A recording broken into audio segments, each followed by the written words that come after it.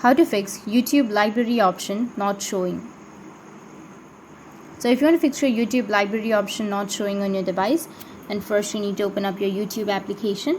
After opening your YouTube, you need to go with your profile, which is on the bottom right, and from your profile here, if you scroll down, then you will have the library section. So this is your library, right?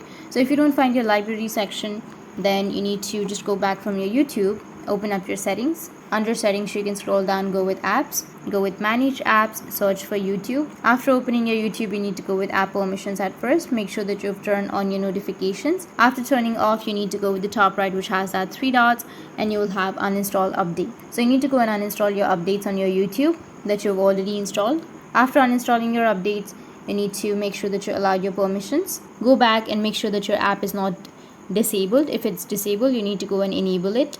Go with clear data, and after clearing your data, your problem will be fixed. That's how you can fix your YouTube library option not showing. And if you have any questions, feel free to comment below. Thanks for watching.